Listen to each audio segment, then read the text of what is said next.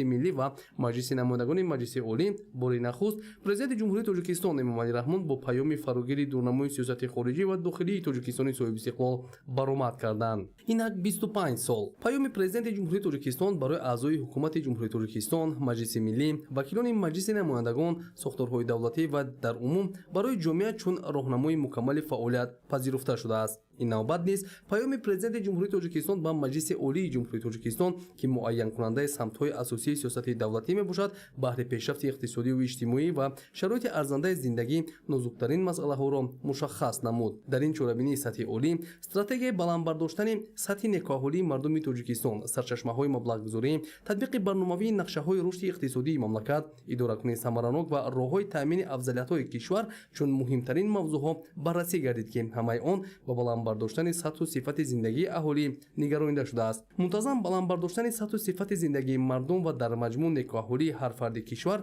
هدف عالی دولت و حکومت مملکت است. در این سمت از جانب دولت خصوصا پرزیدنت جمهوری تاجیکستان پیشوای ملت محترم امامعلی رحمان پیوسته تدبیرها راه اندازی می شود که با فرهمندی اعتماد و امید را به آینده نیک و درخشان باز هم بیشتر می‌گرداند. تا 10 سال اخیر یعنی در دوره تطبیق دو برنامه میان مهلت رشد کشور که مرحله‌های فاصلوی اجرای استراتژی ملی رشد تا سال 2030 را در بر میگیرد به خاطر رسیدن به هدف‌های استراتژی و بلند برداشتن سطح و صفت زندگی اهالی بسیار اقدام‌های مهم و ثمره‌بخش عملی کرده شدند. در نتیجه حجم مجموع محصولات داخلی 13.4 برابر زیاد گردیده، اقتصاد ملی ما هر سال به حساب میانه 7.6% افزایش یافت. برای تامین نمودن رشد اجتماعی و اقتصادی مملکت در این مدت از حساب همه سرچشمه‌های مبلغ‌گذاری بیش از 670 میلیارد سومونی از جمله 159 میلیارد سومونی سرمایه خارجی روانه گردیده است. در این دوره مجموع محصولات داخلی به هر سر اهالی 12.7 برابر افزایش یافته، از 6000 سومونی سال 2015 به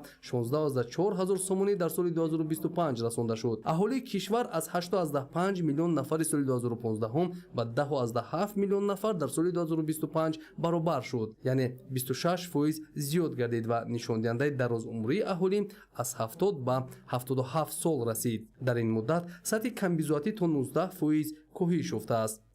درآمد پولی اهالی از 26 میلیارد سومونی سال 2015 تا 165 میلیارد سومونی در سال 2025 یعنی بیش از 6 برابر افزایش یافته است. نشان دهنده های مذکور طرف با زیادشوی بیشتر به قید گرفته می شود و مزد میانه مهنت و اندازه میانه نفقه نیز هر سال افزایش می یابد. اینک در اساس پیشنهاد پیام با در نظر داشت امکانات های امروزه اقتصادی و ضرورت باز هم بهتر نمودن سطح زندگی اهالی از 1 سپتامبر سال 2026 در اساس فرمان پرزیدنت معاش وظیفوی کارمندان مؤسسه های معارف از جمله مؤسسه های تا مکتبی و میانه عمومی 25%، دیگر مؤسسه‌های سوای معارف، سوهای علم، فرهنگ، ورزش، تندرستی، مؤسسه‌های سوای حفظ اجتماعی، مقامات حاکمیت و اداره‌کنی دولتی و دیگر مؤسسه‌های بودجتی اینچنین استیپندیاها 20% زیاد کرده می‌شوند. مزد مهنت عملکننده کارمندان مقامات حفظ حقوق، خدمتچیان حربی و دیگر کارمندان این مقامات نیز 20% زیاد شده. حداقل مزد مهنت برای تمام سوهای اقتصادی و اجتماعی کشور به اندازه 1300 سومونی در یک ماه مقرر کرده خواهد شد. در برابر این با مقصد بهتر نمودن وضع اجتماعی طبقه های آسیب‌پذیر اهالی از 1 سپتامبر سال 2026 نفقه های سقوطی، مهنتی و اجتماعی اینچنین علاوه پولی به آنها طبق مقررات ماده 51 قانون جمهوری تاجیکستان درباره نفقه های سقوطی و دولتی و اندازه نفقه زمینوی نکم از 15% از اندازه مقرر شده شان ایندکساسیا یا خود زیاد کرده می شود. همین گونه با تامین رشد استوار اقتصاد ملی هر سال از جانب اساسگذار صلح و وحدت ملی پیشوای ملت پرزیدنت جمهوری تاجیکستان محترم امامعلی رحمان در زمینه سیاست اجتماعی دولت و حکومت مملکت با مقصد تقویت بخشیدن سطح حفظ اجتماعی اهالی، زیاد نمودن معاش عملکننده وظیفوی خدمتچیان دولتی، کارمندان تشکیلات‌های بودجتی، اندازه نفقه و استیپندیا تدبیرها اندیشیده شده. معاش عملکننده و نفقه و استیپندیاها بلند برداشته می شود، از جمله در سال 2026 نیز. چون این پدیده نیک با روح بلندسازی اهالی کشور اعتماد را به آینده نیک دوچند نموده باعث تلاش باز هم بیش برای رشد کشور گردیده است. عموما در پیام پرزیدنت جمهوری تاجیکستان به مجلس عالی کلی مسائل حل طلب جامعه و راههای رشد باثبات دقیق مطرح شده. تدبیرها در راه زیاد شدن گردش سودای خارجی، استحصال مال‌های وطنی صادراتی و دیگر نقشه‌ها برای بالاروی سطح زیست در جمهوری در قطار تمایل و خصوصیت‌های مشخص رشد جهانی معاصر بررسی می‌شوند که نشان دهنده های آن از جانب جامعه چون دستورالعمل истифода мегардад. имрӯз тамоми ҷанбаҳои ҳаётан муҳими ҷомеа бо нақши беандоза ҷаззобу роҳнамоикунанда паём асос ёфта. татбиқи нишондиҳандаҳои он то ба имрӯз бо натиҷаҳои назаррас ва муваффақиятҳои пайдарҳам баҳогузорӣ мегардад. паёми президенти ҷумҳурии Тоҷикистон чун ҳуҷҷати асосии стратегии тамоми ҷабҳаҳои ҷомеаро дар бар гирифта вазифаҳо ва амалҳои дар пеш истодаро мураттаб ва матраҳ намудааст. дар ин замина ҳолати кунунӣ ва фардои ҳаёти сиёсиву иқтисодӣ ва иҷтимоии давлат бо дар назардошти ҳама гуна падидаҳои ҷаҳонии муосир ба монанди буҳронҳои гуногуни ҷаҳонӣ, дигаргуниҳо дар сиёсати геополитикӣ ва мушкилоти марбут ба он, аз ҷумла таъсири равишу омилҳои дигаршавии табиат як нав сипар ё худ нақшаи амалест, ки таъминкунандаи некоаҳолӣ дониста мешавад. ҳукумати ҷумҳурии Тоҷикистон сиёсати иқтисодӣ, иҷтимоӣ, молия ва муносибатҳои пулию қарзиро маҳз бо такя ба ин ҳуҷҷати мукаммали таъминкунандаи рушд татбиқ намуда барои фароҳам овардани фазои хуби сармоягузорӣ ба соҳаҳои иқтисодӣ ва пеш аз ҳама соҳаҳои саноат тадбиру чораҳои мушаххасро амалӣ менамояд. ҳамакнун вазифаҳо барои фаъолияти оянда бо дурнамои нави амал. ин падида дар шароити тораф шиддат гирифтани равандҳои манфӣ аз ҳар нафар масъулияти ҷиддиро тақозо намуда барои татбиқи нишондиҳандаҳо ва дастовардҳои бештар иттиҳоду ҳаммаромӣ дар рушди кишвар тақозо мегардад.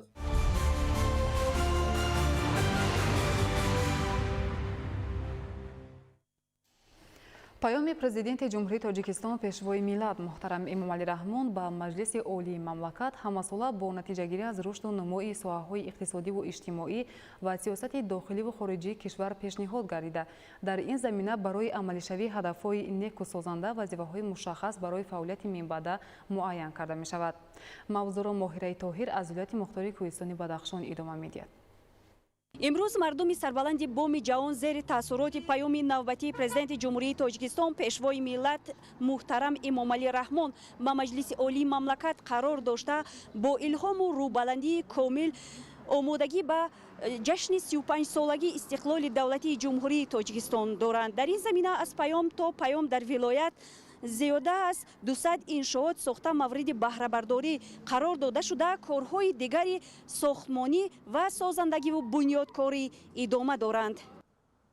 дар паёми навбатӣ дар баробари дигар самтҳо ба ҳарчи бештар равнақ бахшидани корҳои созандагиву бунёдкорӣ дарҷ гардид. раванди созандагиву ободонӣ ки ҳамасола мавзӯъҳои меҳварии паём мебошад, баҳри расидан ба ин ҳадафи нек сокинони вилояти мухтори Кӯҳистони Бадахшон пайваста талош намуда ба натиҷаҳои баланди созандагӣ ноил гардида истоданд. баҳри дар амал татбиқ намудани дастурҳои пешвои миллат ва сазовор истиқбол гирифтан аз ҷашни 35-солагии истиқлолияти давлатии ҷумҳурии Тоҷикистон дар вилоят корҳои зиёди созандагӣ анҷом дода шуда сохтмони 1391 иншоот ба нақша гирифта шудааст. аз иншооти ба нақша гирифта шуда 1330 иншоот мавриди истифодабарӣ қарор дода шуданд. арзиши хаҷномавии иншооти ба истифода дода шаванда маблағи беш аз 5 миллиард сомониро дар бар гирифта феълан дар қисми дигари иншоот корҳои сохтмонӣ идома доранд. ҷиҳати омодагии ҳамаҷониба ба таҷлили ҷашни 35-солагии истиқлоли давлатии ҷумҳурии Тоҷикистон дар вилояти мухтор Кӯҳистони Бадахшон нақша чорабинӣ таҳия ва тасдиқ гардид ки он 1391 бандро дар бар мегирад. ба ҳолати имрӯза бошад иҷроиши нақша зиёда аз 98%-ро дар бар гирифта дар зиёда аз 300 иншоотҳои сохташаванда корҳои сохтмонӣ бомаром идома дорад. ҳар як паёми президенти мамлакат муҳтарам Эмомалӣ Раҳмон барномаи муҳим дар рушду нумӯи ҷомеаи ватан буда барномаи раҳнамусозест ки самтҳои рушди соҳаҳои мухталифи ҷомеаро баррасӣ ва таҳлил менамояд. паём чун ҳуҷҷати муҳим ва мукаммали пешрафти мамлакат баҳри таъмини зиндагии шоистаи мардумони кишвар равона гардидааст ки ҳамасола бо пешниҳоди барномаҳои амалишаванда дар он тоҷикон зина ба зина ба татбиқи ҳадафҳои стратегии худ наздиктар мегарданд. тақвияти нерӯи инсонӣ, беҳтар намудани фазои сармоягузорӣ, беҳбудӣ бахшидани бозори меҳнат, ба сатҳи байналмилалӣ баровардани роҳҳои мамлакат, рушди бахши хусусӣ, илм, маориф, тандурустӣ, сайёҳӣ, беҳбудии системаи бонкӣ, саноаткунонӣ, тақвияти истеҳсолоти ба содирот нигаронидашуда, рушди энергетика, амалишавии 4 ҳадафи муҳиму стратегии мамлакат ва созандагиву бунёдкорӣ мавзӯъҳое ҳастанд ки пешвои муаззами миллат дар ҳар як паёми ироа гардида баҳри амалишавии онҳо таъкидҳои махсусро ба миён гузошта супоришҳои қатъиро пешниҳод менамояд. нишондиҳандаҳои макроиқтисодие ки имрӯз аз ҷониби роҳбари давлат мавриди омӯзиш ва баррасӣ қарор дода шуданд бозгӯи он мебошанд ки имрӯз кишвари мо вориди марҳилаи сифатан нави рушд гардида истодааст ва бозгӯи он мебошанд ки мақоми байналмилалии кишвари мо дар арсаи байналмилалӣ боз ҳам боло рафтааст. дар асоси қарори ҳукумати ҷумҳурии тоҷикистон ва мақомоти ҷирояи ҳокимияти давлатии вилояти мухтори кӯҳистони бадахшон дар шаҳру нояҳо дар ҳар як шаҳраку деҳоти вилоят бунёду аз навсозии иншооти аҳамияти иҷтимоиву иқтисодӣ дошта ба нақша гирифта шудааст. нояи шуғнони вилояти мухтори кӯҳистони бадахшон яке аз нояҳои калонтарини вилоят ба ҳисоб рафта, раванди созандагӣ дар ин ҷо низ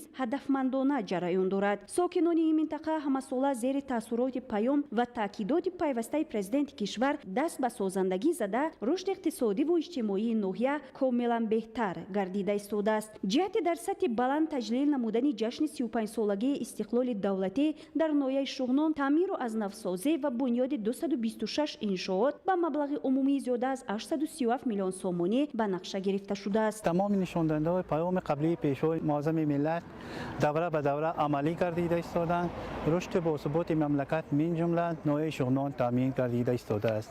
ҷаҳди татбиқи дастуру иҷрои супоришҳои пешвои муаззами миллат муҳтарами имомалии раҳмон ки дар паёми пурсола аз 28 декабри соли 2024 ироа гардиданд тибқи нақша чорабиниҳо дар нояи шуғнон барои корҳои ободонию созандагӣ нақша чорабиниҳо иборат аз 226 банд амалӣ гардида истодаанд. бояд гуфт ки ҳар як паёми пешниҳодгардидаи президенти мамлакат пешвои миллат муҳтарам имомалӣ раҳмон ба маҷлиси олии мамлакат бо барномаҳои муҳими худ тоҷиконро ба ҳадафҳои ниҳоии пешрафт наздик намуда баҳри инкишофи ватан шароити созгор муайян месозад. барномаҳои пешкашгардидаи паём дар вилоят зина ба зина сол то сол амалӣ гардида рушди иқтисодиву иҷтимоӣ ва раванди созандагиву бунёдкории вилояти мухтори кӯҳистони бадахшон рӯ ба беҳбудӣ ниҳодааст. моҳираи тоҳир, муборакшои рустам, вилояти мухтори кӯҳистони бадахшон. ахбор.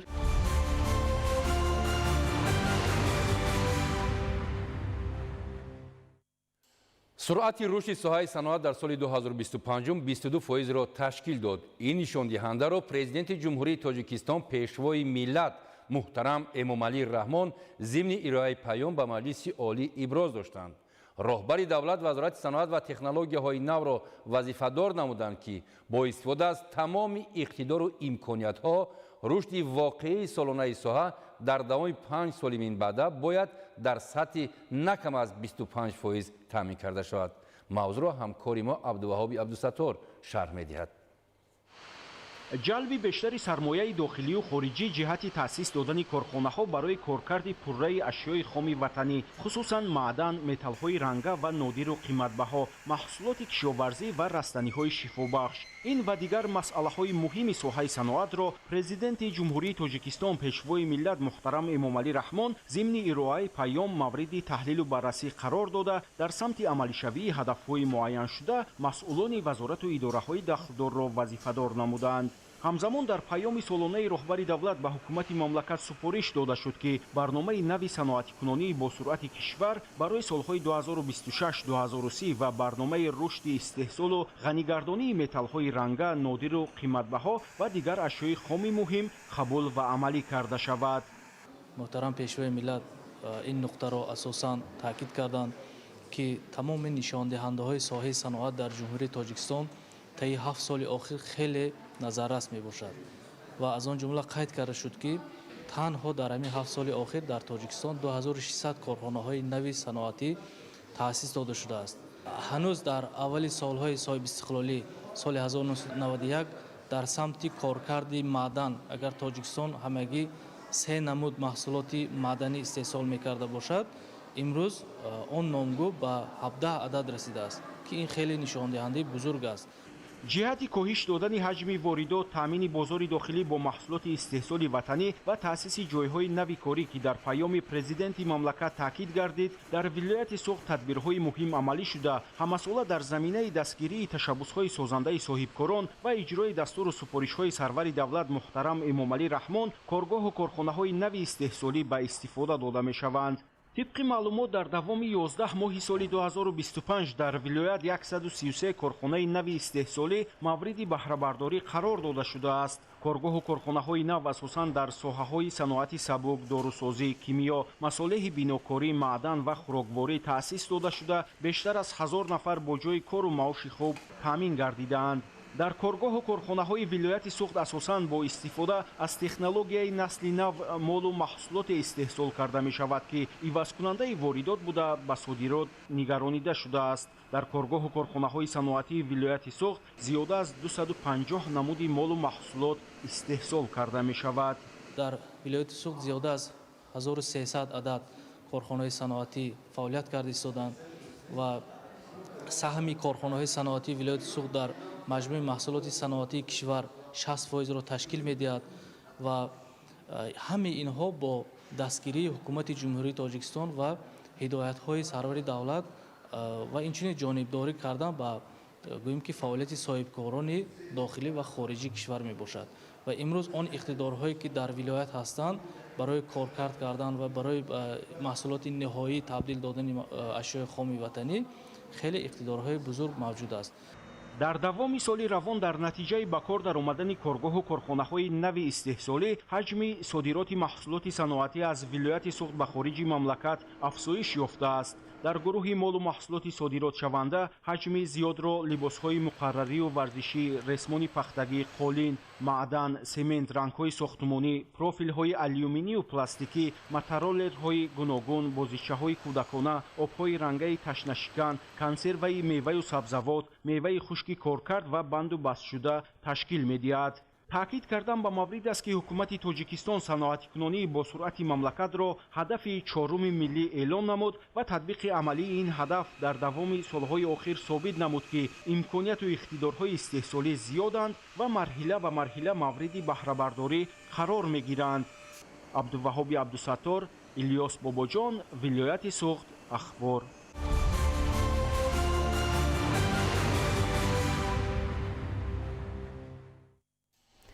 فراهمسازی شرایط ارزنده کار و زندگی، تأسیس جایهای نویکاری، رشد استحصالات و در مجموع بلند برداشتن سطح نیکوحوالی مردم از هدفهای اساسی حکومت کشور و سمت افضلیتناک دانسته می شود. در پیام نوبتی پرزیدنت جمهوری تاجیکستان محترم امامعلی رحمان به این سمت توجه مخصوص ظاهر گردیده مزد معاش وظیفوی کارمندان ساحه‌های گوناگون، استیپندیا و نفقه پولی به اندازه از 15 تا 25% زیاد کرده شد. موضوع را عالم ناصرزاده شرح می‌دهد. پایداری استقلال دولتی در کشور بر رشد تمام ساحه‌ها زمینه گذاشت. این به بالاروی سطح اقتصادیات و غنیگردانی بودجه مملکت باعث گردید. در دایره امکانیت‌های موجوده و تطبیق هدف‌های حکومت جمهوری تاجیکستان همساله مزد معاش وظیفوی کارمندان ساحه‌های گوناگون زیاد می‌گردد. با در نظر داشت امکانیت‌های امروزه اقتصادی و ضرورت باز هم بهتر نمودن سطح زندگی اهالی، پرزیدنت کشور محترم امامعلی رحمان در پیام نوبتی خود به مجلس عالی مملکت سپارش دادند که از 1 سپتامبر سال 2026 معاش وظیفوی کارمندان مؤسسه‌های معارف از جمله مؤسسه‌های تامکتبی و میانه عمومی 25%، دیگر مؤسسه‌های ساحه معارف، علم، فرهنگ، ورزش، تندرستی، مؤسسه‌های ساحه حفظ اجتماعی، مقامات حاکمیت و اداره‌کنی دولتی و دیگر مؤسسه‌های بودجتی، استیپندیاها و مزد مهنت عملکننده کارمندان مقامات حفظ حقوق، خدمتچیان حربی و دیگر کارمندان این مقامات 20% زیاد کرده شود. در برابر این با مقصد بهتر نمودن وضع اجتماعی طبقه‌های آسیب‌پذیر اهالی، نفقه‌های سوغورتوی، مهنتی و اجتماعی اینچنین علاوه پولی به اندازه 15% زیاد کرده شد. چنین تدبیرهای سازنده و عملی سازی اقدامهای شایسته نشان توجه غمخوارانه حکومت کشور نسبت به بهترنمایی سطح نیکوحوالی و تامین زندگی با سعادت مردم میباشد. همه ساله با راه اندازی گردیدن تدبیرهای مهم از هر جهت کوشش کرده می شود که وضع معیشی کارمندان بهتر گردد و خوشبختانه در پیام نوبتی پرزیدنت جمهوری تاجیکستان محترم امامعلی رحمان به مسئله زیادشوی مزد معاش توجه مخصوص ظاهر کرده شد و از 20 تا 25% مزد معاش تمام کارمندان زیاد کرده شد و این گواه از آن است که امروز دولت و حکومت برای ساکنان همیشه غمخواری ظاهر میکند. الکی تمام ساکنان کشور حس کردن و یکدیلانه جانبدار آنند که امروز تنها ملت را در یکجایگی و اتحادی ما میتوانیم که پیش بریم و در سطح جهانی معرفی نماییم. توجیکستان کشوری دارای ذخیره‌های زیادی قوه کاری بوده، افزایش آن در دوام 10 سال اخیر 2% سالانه یعنی بیش از 880,000 نفر را تشکیل داده است. هر سال در ساحه‌های گوناگون اقتصاد کشور زیاده از 200,000 جای کاری نو تأسیس داده شده، بیش از 150,000 نفر ختم کردگان مؤسسه‌های تحصیلات کسبی به بازار مهنت وارد می‌گردند. مهمترین عامل رشد بخشیدن تمام ساحه‌ها به فعالیت جلب ساختن متخصصان لیاقتمند و دارای دانش و تجربه مکمل جوابگوی طلبات میباشد. زمینه فراهمسازی چنین امکانیت نخست از رشد ساحه علم و معارف، دستگیری آموزگاران و جلب توجه نورسان و جوانان به آموزش دانش‌های معاصر میباشد. بلند برداشتن موقع آموزگار در جامعه و تدریجاً زیاد نمودن مزد معاش وظیفوی کارمندان ساحه علم و معارف و پیشنهاد دیگر امتیازها از دستگیری و غمخوری‌های حکومت مملکت در این سمت محسوب می‌یابد. 10 سال قبل و امروز سال 2025 رو گیریم، فرقیت از زمین تا آسمان است. امروز آموزگار ما سطح زندگی او خیلی بلند شده است و معاش خوب میگیرد و از همه مهم طالب علم دانشجو هم نیز از قفای خود برده ایستادند و همین دانشجویان ما دانششون نسبت به 10 سال پیش اگریم خیلی بلند شدند. این همین موفقیت آن است که هر سال در پیام‌های پیشوای ملت معاش آموزگار زیاد کرده شد. در نتیجه تطبیق هدفها و تدریجاً فراهم آوردن شرایط و امکانیت‌های ضروری کار و زندگی اهالی، عین زمان در کشور تمام ساحه‌های خواجگی خلق مملکت در مرحله رو به پیشرفت و ترقی قرار دارد. آرامی و ثبات سرتاسری کشور و تامین زندگی آسایشته مردم دستاورد بزرگ و ثمره نیک استقلال دولتی بوده، پایداری این ارزش‌ها آینده باز هم درخشان تاجیکستان را تامین می‌کند. عالم ناصرزاده، خورشید نادرخان، اخبار.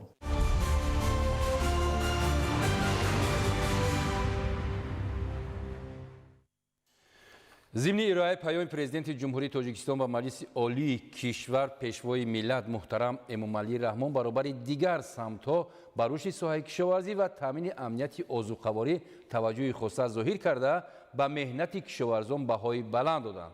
کشاورزان و خواجگیداران ولایت ختلان دستور و تاکیدهای سرور دولت محترم امامعلی رحمان را سرمشق کاری خویش قرار داده نزد خود هدف گذاشتند که با بلند برداشتن حاصلناکی زراعت گوناگون در تامین امنیت آذوقه‌واری حصه مناسب گذارند. گزارش سمندر شایف در همین خصوص آماده شده است. وابسته به تاکید و دستور و هدایت‌های پرزیدنت جمهوری تاجیکستان پیشوای ملت محترم امامعلی رحمان به مجلس عالی مملکت، کشاورزان شهر و ناحیه‌های ولایت ختلان با جانبداری عمیق در رشد ساحه تلاش کرده جهت پرمحصول استفاده گردیدن هر قطعه کارم از امکانیت‌های موجوده به طور وسیع استفاده می‌برند. تامین امنیت آذوقه‌واری ساکنان که از هدف‌های پیشگرفته حکومت جمهوری تاجیکستان به حساب می‌رود، کشاورزان ولایت ختلان با مقصد رسیدن به این هدف از تمام امکانات و تجربه پیشرفته کار خواجگیداری پرمحصول استفاده میبرند. در نتیجه زحمت دهقانان اصیل امروزها بازار و دکانهای فروش محصولات با انواع گوناگون کشاورزی غنی میباشد، زیرا هر یک نکته درج نموده پیشوای ملت محترم امامعلی رحمان بر زندگی شایسته ساکنان روانه گردیده است که با درک عمیق کشاورزان و ساکنان مملکت پی عملی گردیدن آن مسئولیت بلند نشان میدهند. ختلان که از کلانترین ولایت اگراری در مقیاس کشور محسوب میگردد، در تامین بازارهای مملکت و بیرون از آن با محصولات کشاورزی سهم کشاورزانش نظررس می باشد. با استفاده از تکنولوژی نو، با استفاده از زراعت‌های که با اقلیمی خشکسالی تاباور با تکنولوژی نو استفاده نموده و همه نمود زراعت ها رو از تخم خوشصفت استفاده نموده. این چنین کشتی زیر پلیونکا که این سال در میدان زیاده از 20,500 هکتار فقط کشتی پخته گذاردند که خواجگیداران بسیار از این حاصلی بلند زیاده از 35 تا 50 سنتنری حاصل پخته به دست آوردند. این هم باشد یکی از هدف‌های اساسی حکومت جمهوری تاجیکستان میباشد که این هم به تامین امنیت آذوقه‌واری و ба санааткунӣ бо сурати кишвар саҳми худро мегузорад. кишоварзону хоҷагидорони ноҳияи дӯстӣ ки дар самти кишту парвариши зироату сабзавоти гуногун таҷрибаи ғанӣ доранд, ҳамасола бо меҳнати пурсамар ба гирифтани ҳосили фаровон ноил мегарданд. айни замон ки дар қисмате аз майдонҳои корами ноҳия кишти тирамоии картошка бо маром идома дорад, дар дигар қедаҳо ҳосили сабзавоти барвақтӣ ҷамъоварӣ мегардад ки ин дар чанд марҳила истифода гардидани замин аз ҷониби деҳқонон маҳсуб меёбад. дар ноҳияи дӯстӣ кишоварзон таҷрибаи пешрафтаро ба роҳ монда, ҳар як қитъаи заминро самаранок ва оқилона истифода бурда, аз як қитъаи замин 3-4 ҳосилро ба даст оварда истоданд. чунончи дар паёми имсолаи президенти ҷумҳурии Тоҷикистон муҳтарам Эмомалӣ Раҳмон қайд карданд ки ҳар як оилаи Тоҷикистон бояд захираи 2 сола дошта бошанд. барои минам меҳнаткашони ноҳияи дӯстӣ пайваста кӯшиш мекунанд ки ҳар як қитъаи заминро оқилона истифода баранд. мо дар соли 2025 дар заминҳои корам асосан дар ҷамоати мана Нури Вахш асосан мана сабзавотҳои барвақтиро киш намуданд, ҳосилҳоро хуб ҷамъоварӣ карданд. пахта ҳамчун ашёи хоми стратегӣ ки дар таъмини корхонаҳои саноатӣ нақши асосӣ дорад, соли равон дурнамои истеҳсолии он дар ҳама шаҳру ноҳияҳои вилоят ба пуррагӣ иҷро гардид. пахтакорони шаҳри Левакан ки аз аввалинҳо шуда аз иҷрои дурнамои пахта сарбаландона баромаданд, айни замон бо мақсади заминагузорӣ барои фаровонҳосилӣ дар соли 2026 хоҷагиҳои пахтакори шаҳр маъракаи шудгори заминҳои асосил холигаштаро бо маром идома дода истоданд. хоҷагидорон айни ҳол заминҳои дар ихтиёр доштаро аз ғузабҳаят тоза намуда, техникаҳои пуриқтидор ки тахминан як 40-45 сантиметр шудгори ба сифат ба анҷом мерасонад, бо истифода аз боду ҳавои муносиб шудгор намудода истоданд. кишоварзони шаҳри Левакан дар самти сабзавоткорӣ низ натиҷаҳои назаррас дошта, бо такя ба дастуру супоришҳои пешвои миллат муҳтарам Эмомалӣ Раҳмон баҳри таъмини сокинон бо маҳсулоти тару тоза, кишти пиёз, картошка, лӯбиёдонагиҳо ва дигар маҳсулоти ниёзи аввалро бештар ба роҳ монда, саҳми худро дар рушди соҳа гузошта истоданд. бо назардошти баландгардонидани ҳаҷми истеҳсоли маҳсулот ва беҳбуд бахшидани сатҳи рӯзгори сокинон, кишоварзони шаҳри Леваканд бунёди гармхонаҳои мавсимиву доимо амалкунандаро ба манфиати кор дониста, ҳамасола майдони онро ба тадриҷ васеъ менамоянд. имрӯзҳо баъди бардоштани 2 марҳила ҳосил бодирингу помидор дар гармхонаҳои сокинон парвариши қулфинай ба роҳ монда шуда, рӯзҳои наздик ҳосил пешниҳоди бозорҳои гирду атроф хоҳад гашт. ҳамзамон дар ин раванд сокинони шаҳр бо мақсади беҳсозии рӯзгори хонаводагӣ ҳар як дастури роҳнамусози роҳбари давлатро хуш пазируфта, қедаҳои назди ҳавлигиро мақсаднок истифода карда, аз ҳисоби ҳосили он барои 2 сол дар шаклҳои гуногун маҳсулотро захира менамоянд. он таъкидҳое ки сарвари давлат мекунанд барои манфиати худи мост. ин боду ҳавое ки дар шароити Тоҷикистони мо мебошад, бояд мо зани тоҷик аз заминҳои назди ҳавлигимон бояд истифода барем, то ки захираи зимистони мо гардад. мо дар заминҳои назди ҳавлигиамон то 3-4 ҳосилро ҷамъоварӣ мекунем. аз он ҷумла дар заминҳои назди ҳавлигиамон картошка мекунем, помидор, болгорӣ, қаламфур, лӯбиё. мо дар як сол то 300-400 дар зарфи шишагӣ ҳар гуна хӯришҳо тайёр мекунем. дар маҷмӯъ сокинону кишоварзони шаҳру ноҳияҳои вилояти Хатлон баҳри дар амал татбиқ намудани ҳадафҳои меҳварии ҳукумати мамлакат аз ҳарвақта дида меҳнати дучанд менамоянд.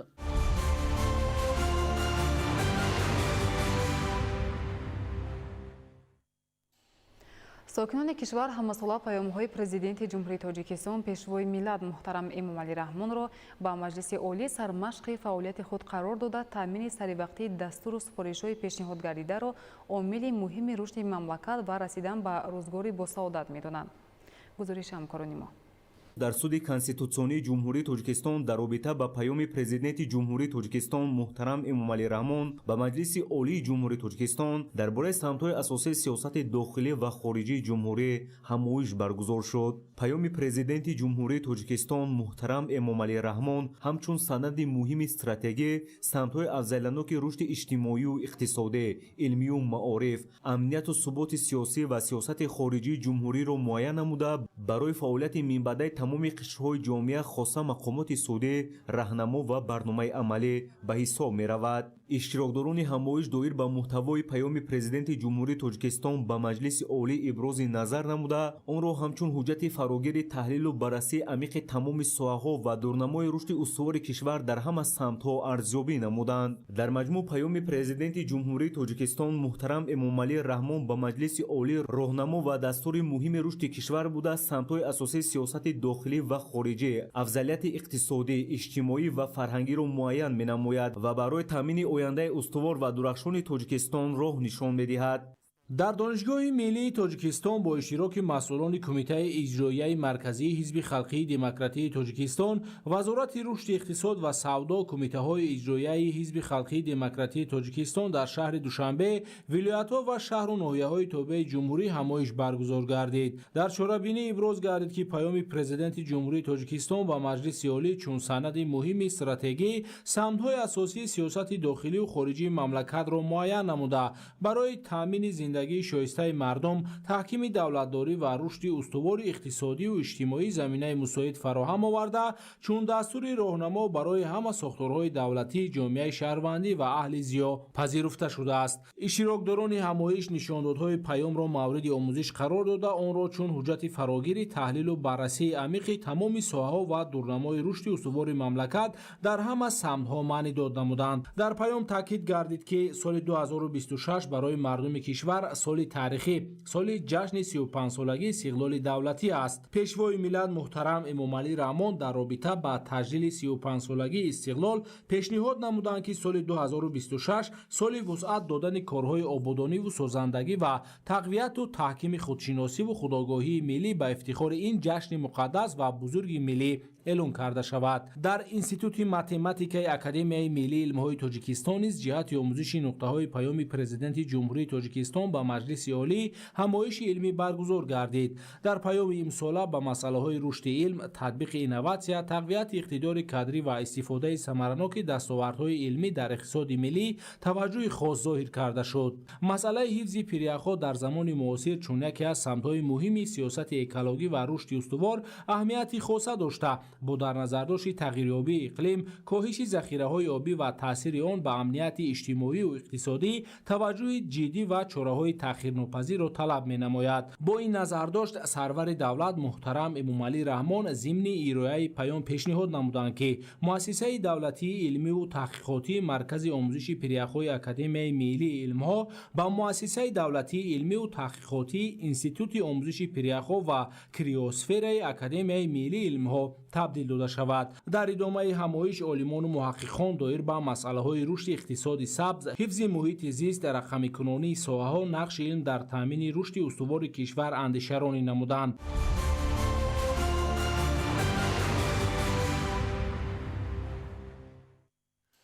дар доираи таҷлил аз ҷашни 35-солагии истиқлоли давлатӣ сокинону соҳибкорони ватандӯсти ҷамоати деҳоти Доғистони ноҳияи Шамсиддини Шоҳин 5 километр роҳи маркази ҷамоатро ки бо шоҳроҳ мепайвандад таъмир карда мавриди баҳрабардорӣ қарор доданд. гузориши хабарнигорони мо дар ин хусус.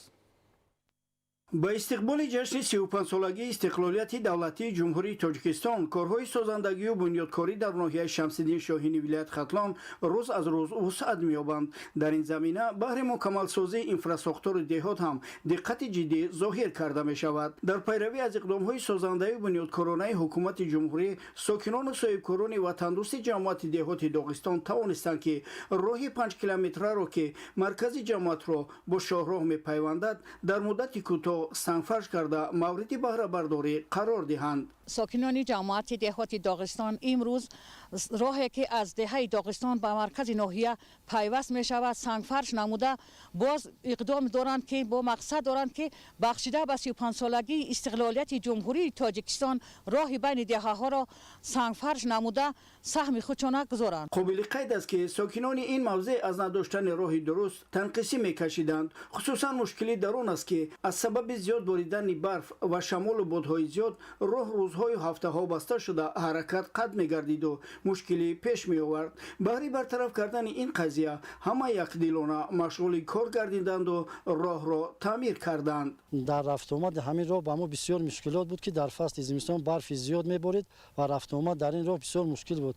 мо ин роҳро сангфарш намудем ки барои рафтуомад бисёр мувофиқ шуд ки имрӯз мо озодона рафтуомад карда истодаем. зимни ифтитоҳи роҳ ки дар он масъулини мақомоти иҷроия ва меҳмонон иштирок доштанд мардумро ба меҳнати содиқона ба нафъи давлату миллат беҳтар намудани сатҳу зиндагиашон дар ин минтақаи кӯҳистон ҳидоят намуда ҳамаи ободкориҳоро маҳз самараи истиқлолияти комили кишвар ва дар амал татбиқ намудани сиёсати бунёдкоронаи президенти мамлакат муҳтарам эмомалӣ раҳмон унвон карданд ки соҳибкорону сокинон бо пайравӣ аз ин иқдомҳои шоиста корҳои созандагию бунёдкориро рӯйдаст гирифтанду амалӣ месозанд. ҳамчунин роҳи 1 километрае ки деҳаи дараи имомро ба маркази ҷамоат мепайвандад сангфарш карда шуд. соҳибкорону сокинони ин ҷамоат мақсад доранд ки дар идомаи чунин корҳо кӯчаҳои байни деҳаҳоро низ пурра сангфарш намоянд ки аллакай ба ин кор ҳам шурӯъ кардаанд. бояд гуфт ки дар ҳудуди ҷамоат 8 деҳа мавҷуд аст ки ҳамаи онҳо ба ҳамин роҳ пайваст шуда ба маркази ноҳия рафту ом мекунанд. дар идомаи корҳои созандагӣ бо мақсади дастрасии сокинон ба маҳсулоти аввалия ва хизматрасонии босифат дар деҳаи доғистон аз ҷониби соҳибкор ҷумъахон шамсиддинов мағозаи дуошона бо маркази хизматрасонӣ мавриди истифода қарор дода шуданд ки минбаъд сокинон аз он истифода хоҳанд кард.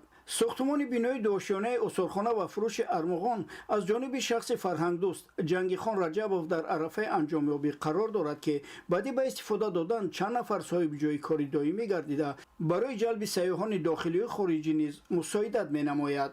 аз ҷониби шахсони эҳсонкор дар масофаи 4.5 километр оби нӯшокӣ ба деҳа оварда шудааст ки баъди пайваст кардани қубурҳо 120 хоҷагӣ бо оби нӯшокӣ таъмин мегарданд. дар маҷмӯъ сокинони ин диёри дурдасти доғистон дар мукаммалсозии инфраструктураи деҳот саҳми арзандаи худро мегузоранд. раҳматалӣ назри эраҷи қурбоналӣ, ноҳияи Шамсиддин Шоҳин, ахбор.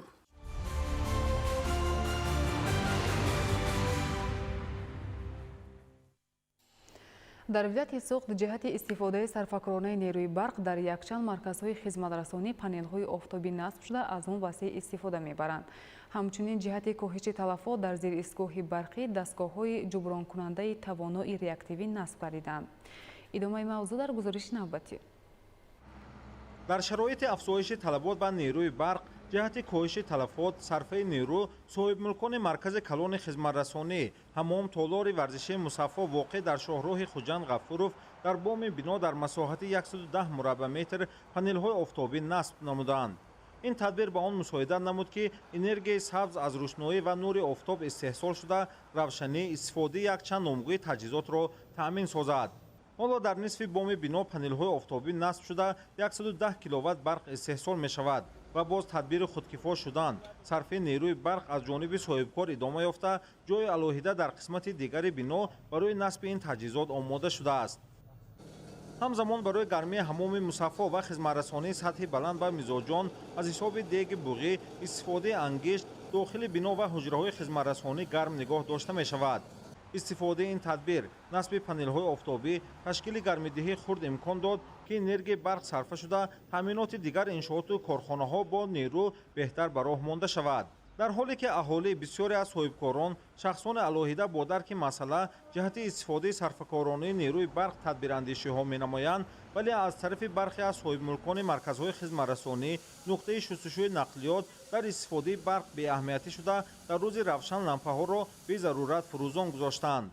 санҷиши кормандони раёсати агентӣ дар вилояти суғд муайян сохт хати ҳавоии 14 хати озод барои беморхонаи минтақавии рақами 1 ва беморхонаи сироятӣ воқеъ дар ҷамоати деҳоти хистиварз пешбинӣ шуда чанд марказу нуқтаҳои хизматрасонии дигари ҳамин мавзеъ ба хати барқи беморхона пайваст карда истифода менамоянд. ин ҳолат дар таъмини доимии муассисаи табобатӣ бо барқ мушкилӣ эҷод карда пайвасти зиёди муштариён шиддати барқро паст менамояд.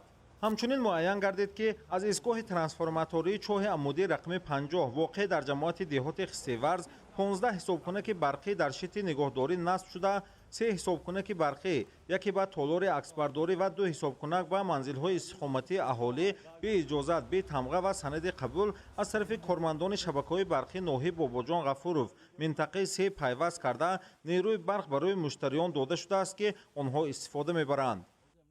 аз раёсати энергонадзори вилоят дида буромадосиям дар минҷа мана учотҳои тамғадор ҳамаш насб шудагӣ, якумаш мана ин моҳика мерад, нуқтаи шустушӯи мошинҳо, дуюмаш хонаи истиқоматӣ ҳозир бо барқ таъмин, барқи доимӣ. бо дастури кормандони раёсати агентии минтақаи суғд хати барқи беморхона ба таври алоҳида гузаронида шуда, вобаста ба камбудиҳо дар рафти фаъолият, беиҷозат ва худсарона пайваст кардани 3 муштарии нав ба хати барқ, хунукназарӣ дар рафти фаъолият нисбати кормандони шабакаҳои барқи ноҳияи Бобоҷон Ғафуров минтақаи 3, устои барқ Сатторов Толиб, нозир Устоев Баҳром протоколи ҳуқуқвайронкунии маъмурӣ тартиб дода шуд. дар 11 моҳи соли равон зимни корҳои назоративу фаҳмондадиҳии кормандони раёсати агентии назорати давлатии энергетикӣ назди президенти ҷумҳурии Тоҷикистон дар минтақаи суғд 288 қоидавайронкуниҳо оид ба истифодаи нодуруст, ғайриқонунӣ, беҳисобкунаки барқи ошкор ва нисбати шахсони ба камбудӣ роҳ дода санад тартиб дода 3 миллиону 449 ҳазор киловатт-соат ва маблағи 3 миллиону 371 ҳазор сомонӣ ошкор шуда зарар пурра барқарор гардидааст. ҳамчунин дар ин давра шахсоне ки ба ҳуқуқвайронкунии маъмурӣ роҳ доданд нисбати 993 нафар ҷазои маъмурӣ татбиқ шуда 392 ҳазор сомонӣ ҷарима пардохт карда шудааст. таъкид бояд намуд, ки аз тарафи раёсати агентии назорати давлатии энергетикӣ назди президенти ҷумҳурии Тоҷикистон дар минтақаи суғд дар рафти корҳои назоратӣ барои саҳлангорӣ дар фаъолияти корӣ бе назорат гузоштани иншооти энергетикӣ, зеристгоҳи барқи Дарғод, Янтоқ 1, хати 110 киловолтии Ашт, зеристгоҳи Лелинобод ва Ғафуров нисбати кормандони шабакаҳои интиқоли барқ чораҷӯӣ карда баҳри ислоҳи камбудиҳо дастури хаттӣ ирсол гардидааст.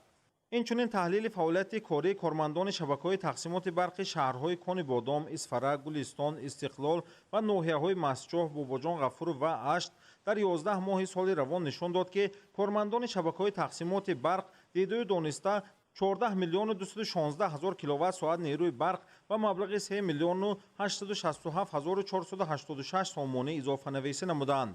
шахсоне ки ба чунин қоидавайронкуниҳо роҳ додаанд нисбаташон чораҳои қонунӣ андешида шудааст. маҳмуд аҳмадзода, Дилшод Юсуфӣ, вилояти Суғд, Ахбор.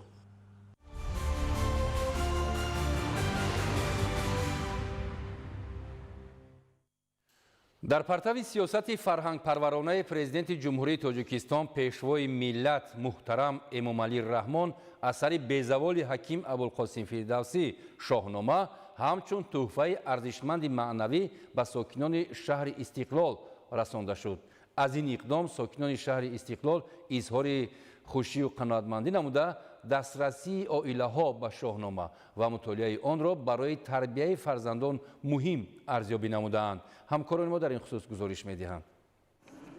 тақсими шоҳасари безаволи ҳаким Абулқосим Фирдавсӣ шоҳнома ки бо иқдоми фарҳангпарваронаи президенти ҷумҳурии Тоҷикистон муҳтарам Эмомалӣ Раҳмон дар 2 ҷилд бо сатҳу сифати баланд чоп шудааст, дар шаҳри Истиқлол оғоз гардид. дар маросими оғози тақсими ин шоҳасар намояндагони ҳукумати кишвар, масъулони мақомоти иҷроияи ҳокимияти давлатӣ ва фаъолони шаҳр иброз доштанд, ки осори Абулқосим Фирдавсӣ ҳамчун ганҷинаи безаволи адабиёти классикӣ ва рамзи ҳифзи ҳуввияти миллӣ барои тарбияи худшиносии насли наврасу ҷавон аҳамияти бузург дорад. ин иқдоми роҳбари давлат ба густариши сатҳи маърифат, эҳтиром ба мероси ниёгон ва эҳёи арзишҳои миллӣ мусоидат мекунад. дар доираи ин иқдом дар шаҳри Истиқлол шоҳнома ба 4530 оила тақдим карда мешавад. ба шаҳри мо низ ин китоби гаронарзиш расид ва мардум хеле аз ин тӯҳфаи гаронарзиш шод ҳастанд ва ман итминони комил ҳам дорам, ки оянда шоҳномаи безавол чун мактаби қаҳрамониву ҷасорату матонату заковати баланди инсонӣ ба насли наврас ҳидоятгар мегардад. зимни тақдими шоҳнома таъкид гардид, ки чунин тадбир на танҳо маънавиёти ҷомеаро таҳким мебахшад, балки дар баланд бардоштани завқи китобхонӣ ва омӯзиши осори бузургони адаб нақши муассир мегузорад. шоҳнома на танҳо ёдгории нодири адабӣ, балки мактаби бузурги ахлоқ, ватандӯстӣ ва хиратпарварӣ мебошад. шоҳнома дар раванди боло бардоштани ҳуввияти миллӣ дар ҷасорату мардонагӣ ва дар тарбияи насли наврас хеле як нақши муҳим дорад, зеро саршор аз панду ҳикмат, аз ватандӯстӣ, аз миллатдӯстӣ ва аз донистани таърихи аҷдодии худ дарак медиҳад ва бозгӯи он аст.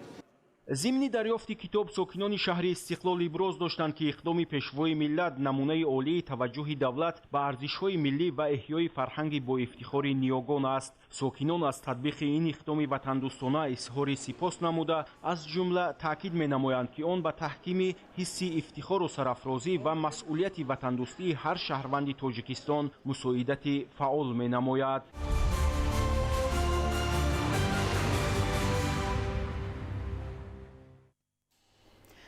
варзишгарони дорои имконияти ҷисмонияшон маҳдуди Тоҷикистон дар панҷумин бозиҳои параолимпии ҷавонони Осиё бо ҳунарнамоии арзанда ба яке аз беҳтарин дастовардҳо дар таърихи ин ришта ноил гардида соҳиби 4 медал шуданд.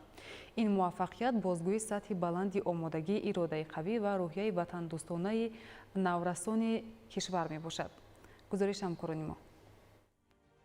варзишгарони дорои имконияти ҷисмонияшон маҳдуди Тоҷикистон ба яке аз беҳтарин дастовард дар таърихи ин риштаи варзиш ноил шуданд. варзишгарони кишвар дар панҷумин бозиҳои паралимпии ҷавонони Осиё 4 медал ба даст оварданд. ин ҷамъомад дар қароргоҳи Кумитаи миллии олимпии Тоҷикистон қабл аз сафар ба шаҳри Дубай, Аморот баргузор гардида буд, ки ҳозирин аз омодагии беҳтар ва нақшаву барномаи махсус барои иштирок дар ин чорабинии қоравӣ суҳбат карда буданд. беҳтарин варзишгарони ҷавон аз тамоми шаҳру ноҳияҳои кишвар ба ҳайати якачин ҷалб шуда буданд. махз таваҷҷӯҳ ва омодагии беҳтар натиҷаи дилхоҳ ба бор овард. бояд бигӯем, ки бо шарофати ҳунарнамоии хуб ва натиҷаи дилхоҳ парчами кишвари мо дар макони баргузории чорабинӣ 4 маротиба парафшон шуда суруди миллӣ садо дод, ки ин бо шарофати ғалабаи варзишгарони кишвари мо мебошад. мавриди зикр аст, ки дар вазни 65 кило Аҳмади Фатҳиддин дар намуди вазнбардорӣ ба гирифтани нишони тилло даст ёфт, ки бо шарофати нерӯ ва қудрату тавонои ин ҷавони 17 сола суруди миллии Тоҷикистон дар шаҳри Дубай садо дод. намояндаи дигари Тоҷикистон Мизробиддин Олимов низ имкони ба даст овардани тиллоро дошт, вале ниҳотан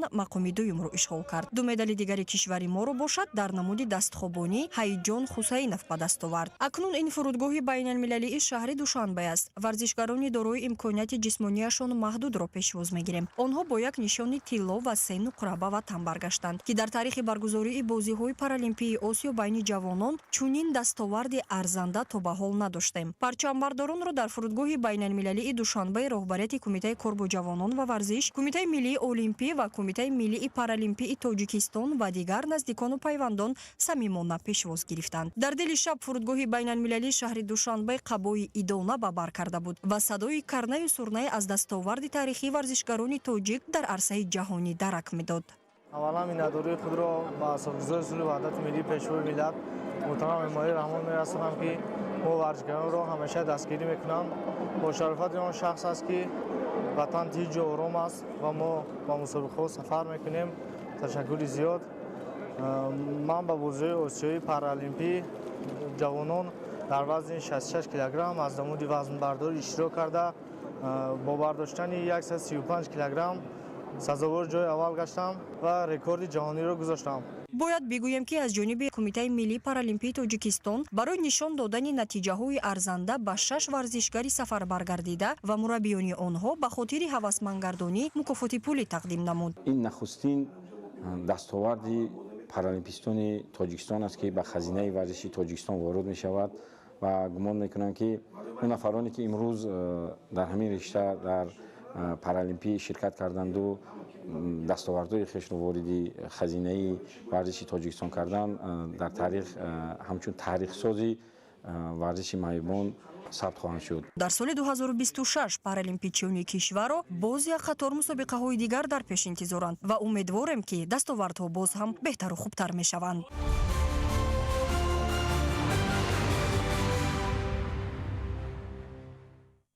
дар ноҳияи Фархор маъракаи ниҳолшинонӣ оғоз гардид. дар тадбири сабзкорӣ кормандони касбу кори гуногун ва сокинону фаъолони ноҳия иштирок намуданд. аз ҷараёни баргузории ҳашари дастаҷамъонаи экологӣ ҳамкорони мо гузориш омода намуданд, ки манзури шумо менамоем. дар заминаи татбиқи босамари барномаи давлатии кабудизоркунии ҷумҳурии тоҷикистон барои давраи то соли 2040 дар ноҳияи Фархор масъулону кормандони мақомоти иҷроияи ҳокимияти давлатӣ, ташкилоту муассисаҳо ва сокинони меҳнатдӯст маъракаи ниҳолшинониро вусъат бахшиданд. Тадбири беҳдоштӣ ин навбат дар боғи фарҳангии ноҳия роҳандозӣ шуда, иштирокчиён ба тарзи дурусти шинонидани ниҳолон ва риояи талаботи қоидаҳои агротехникӣ диққати зарури равона намуданд. Бояд ёдовар шуд, ки барномаи давлатии кабудизоркунии ҷумҳурии тоҷикистон бо дар назардошти тағйирёбии иқлим ва бо мақсади беҳтар кардани вазъи экологии ҷумҳурӣ, инчунин муҳайё намудани шароити ҳарчи бештар ва мусоиди зист барои аҳолӣ ҷиҳати амалӣ намудани чорабиниҳо дар самти шинонидани ниҳолу бутаҳо дар шаҳру ноҳияҳо таҳия ва қабул гардида ба коҳиш додани газҳои гулхонаӣ, барқарорсозии ҳолати экологии ҳавои атмосфера, нигоҳдории устувори тавозуни табиӣ ва мутобиқшавӣ ба равандҳои тағйирёбии иқлим нигаронида шудааст. дар тирамоҳи соли 2025 ва баҳори 2026 26000 бех ниҳолҳои ҳамешасабз, мевадиҳанда ва ороишӣ шинонида бояд шавад. имрӯз бо ҷалби ташкилоту муассисаҳо ҳашари ниҳолшинониро дар боғи фарҳангии ноҳия оғоз кардем.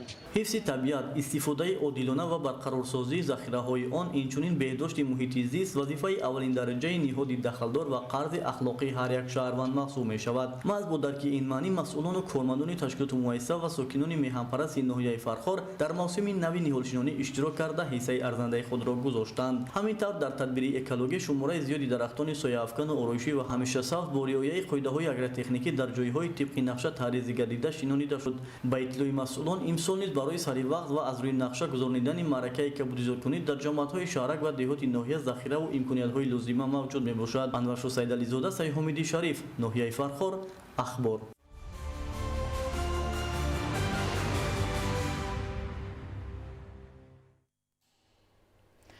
дар Канада боронҳои шадид як ҳафта аст ки идома доранд. Чин моҳвораи нави таҳқиқи дурдасти заминро ба кайҳон партоб кард.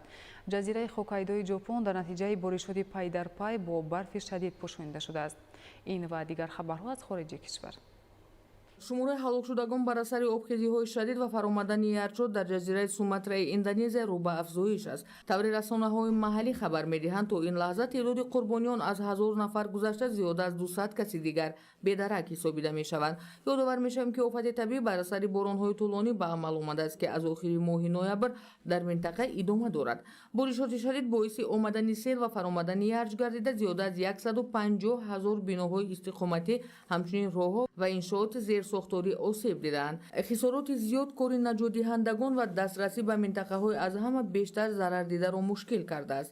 амалиёти ҷустуҷӯву наҷот идома дорад. дар умум обхезиҳо ба ҳаёти тақрибан 1 200 000 сокин таъсир расонидааст. бисёре аз онҳо маҷбур шуданд ба паноҳгоҳҳои муваққатӣ кӯчанд. ҳамзамон ба иттилои агентии Франс Пресс, миёни осебдидагон аз сабаби сари вақт нарасидани кӯмакҳо норозигӣ меафзояд. қаблан расонаҳо хабар дода буданд, ки хароҷоти барқарорсозӣ пас аз ин фоҷиа метавонад аз $3 миллиард бештар бошад.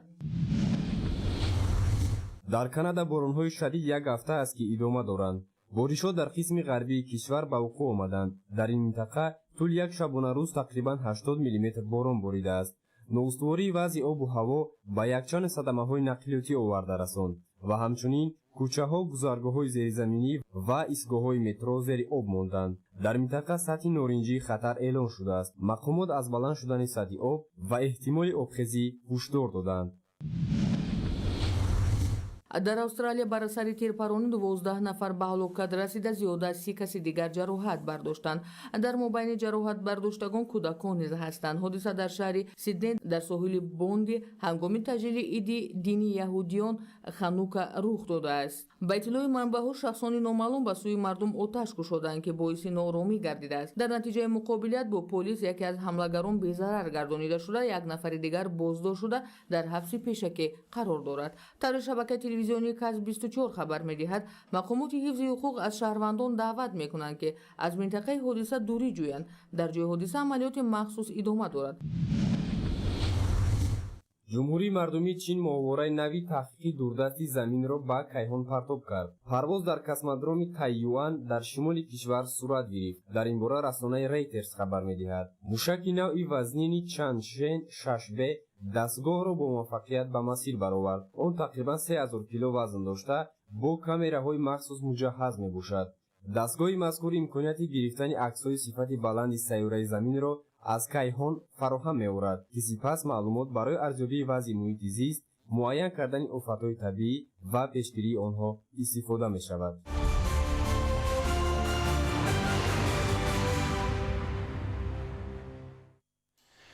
дар шаҳри кӯлоб даври ниҳоии мусобиқаи ҷумҳуриявӣ оид ба шамшербозӣ баргузор гардид ки дар он беҳтарин дастаҳо аз шаҳру ноҳияҳои кишвар ширкат варзида байни ҳам сабқат намуданд. аз ҷараёни баргузории мусобиқа ҳамкорони мо гузориш медиҳанд. дар шаҳри кӯлоб даври ниҳоии мусобиқаи ҷумҳуриявии шамшербозӣ бо иштироки ҷавонон ва калонсолон баргузор шуд. варзишгарон дар ҳайати дастаҳои варзишии шаҳру ноҳияҳои мамлакат бо ҳам рақобат карданд ки дар натиҷа беҳтарин варзишгарон ба даври ниҳоӣ роҳ ёфтанд. бояд ёдовар шуд ки шамшербозӣ яке аз намудҳои варзиши олимпӣ ба ҳисоб рафта дар шаҳру навоҳии водии кӯлоб ин риштаи варзиш давоми солҳои соҳибистиқлолӣ эҳё гардид. феълан ин навъи варзиш дар дигар гӯшаву канори тоҷикистон низ рушду нумӯ ёфта баҳри дарёфти чеҳраҳои нав дар ин риштаи варзиш силсила мусобиқаҳо баргузор мегардад. иштироки фаъоли ҷавонон ва калонсолон дар даври ниҳоии мусобиқаи варзишӣ бешак бозгӯи маҳорату малакаи баланди иштирокчиёни мусобиқа мебошад. соли 4 сол мешавад ки дар намуди шамшербозӣ машқ фаъолият мекунам ва ман соли 2024 дар ҷумҳурии ӯзбекистон дар мобайни 50 давлат ҷои сеюмро ишғол гардидам. орзу дорам ки дар дигар мусобиқаҳои берун аз шаҳр ҷои намоёнро ишғол гардида ва парчами ҷумҳурии тоҷикистонро баланд бардорам. шамшербозӣ аз риштаҳои варзише ба ҳисоб меравад ки дар шаҳру ноҳияҳои водии кӯлоб ба хусус ривоҷ ёфта дар баробари писарон духтарон низ ба ин намуди варзиш шавқу рағбати бисёр доранд. саъдия муродова аз варзишгарони наврасен мебошад ки беш аз 9 сол боз аз рӯи ин нав варзиш тамрин менамояд. ӯ дар даври навбатии мусобиқа роҳ ёфта муваффақ шуд. дар мусобиқа ҷоми осиё дар ӯзбекистон ҳиндустон ва дар қазоқистон иштирок намуда сазовори ҷойҳои намоён шудам ва дар оянда орзу дорам ки боз ба ҷоми осиё ва чемпионатҳо иштирок кунаму парчами тоҷикистонро баланд бардорам. дар даври ниҳоии мусобиқа маҷмуан 55 нафар варзишгар аз шаҳрҳои душанбе, вилояти мухтори кӯсони бадахшон ва вилоятҳои суғду хатлон иштирок намуданд ки аз худ маҳорати баланди варзишӣ нишон доданд. ман аз ноҳияи шамсии шоҳин 3 карат чемпиони тоҷикистон ва номзади устоди варзишро дорам. мехоҳам дар оянда чемпиони осиё шавам ва дар оянда дар байни дигар давлатҳо ҷои активро ишғол намуда парчами тоҷикистонро баланд бардорам. дар ҷанбасти мусобиқа дастаҳои ғолиб муайян шуда онҳо дар вазъияти тантанавӣ бо медалу ифтихорномаҳои федератсияи шамшербозии тоҷикистон ва дигар дастандаркорон сарфароз шуданд. тавре дар интиҳо гуфта шуд беҳтаринҳо ба машқҳои дастаҷамъӣ сафарбар гардида боз ба мусобиқаҳои берун аз кишвар омодагӣ мегиранд. Анваршоҳ Сайдализода, Сайҳомиди Шариф, шаҳри Кӯлоб, ахбор.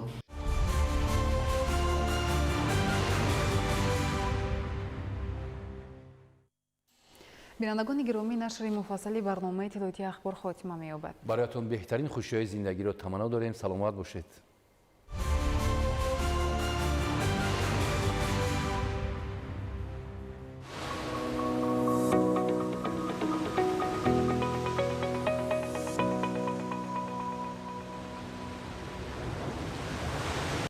Jardim